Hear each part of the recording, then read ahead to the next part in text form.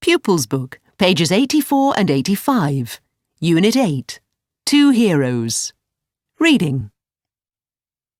How peace came to the people of the Great Lakes. Long ago, 5 tribes lived on the east of the Great Lakes of North America. For years they had been at war. Within the tribes, villages fought against villages. Families argued and there were fights in their homes. There was no peace, and no one was safe. On the other side of the lakes, an old woman slept. As she slept, she dreamed that her daughter had a son. His name was Daganoweda. She dreamed that one day he would take a message of peace to the tribes across the water. Everything happened as she had dreamed. Her daughter had a son. They named him Daganoweda. He grew up to be a brave, wise, and gentle boy. When he became a man, he talked to his grandmother and his mother. He told them that he wanted to bring peace to the 5 nations. They agreed to let him go. Daganoweda set off across the lake. He paddled a white stone canoe to the opposite shore. When the people saw him floating in a boat made of stone, they were amazed.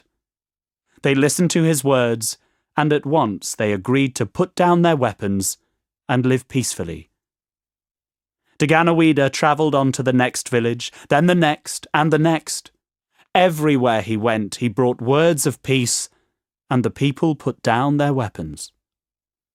At last, he came to the Mohawk tribe. The chief was Hiawatha. He was a fierce warrior, but he was not angry at the stranger's arrival.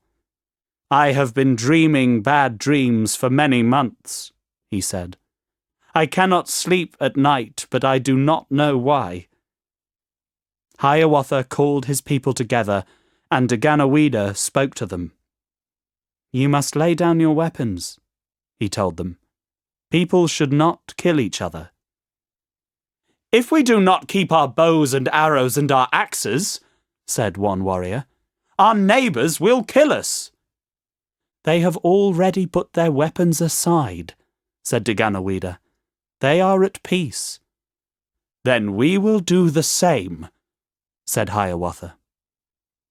Before Daganoweda left, he gave Hiawatha a warning.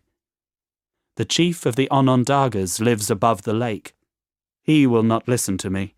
He is powerful, and he can harm anyone who listens to me." In the months after Daganoweda left, Hiawatha's 3 daughters died, and no one knew why. Hiawatha was filled with sadness. He believed that the evil chief was the cause, and he went to look for Daganoweda. During a long and dangerous journey, Hiawatha fought wild bears and wolves. At last, he found Daganoweda, and he spoke to Hiawatha wisely and kindly. Hiawatha's sadness grew less. He decided that he too would spread the message of peace. He left Daganoweda and travelled to village after village, spreading peace across the land. At last, only one man had not listened and changed his ways: the evil chief of the Onondaga tribe. Daganoweda and Hiawatha travelled together to the mountains. In a cave high above the lake they found the chief. To Hiawatha's horror, he was more of a monster than a man. His face was hideous, and there were snakes in his hair. They talked to him for many hours. At last, Hiawatha said, "I was like you. My heart was full of fear and hate, but I have changed. I believe the message of peace." The chief smiled. "Now so do I," he said.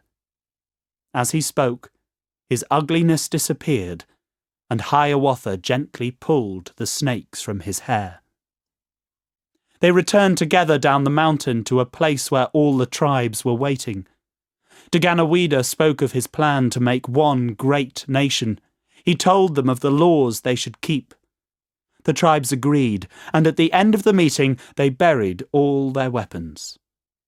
Daganoweda planted a tree there and it was known as the Great Tree of Peace. Then Daganawida went away, leaving Hiawatha in his place.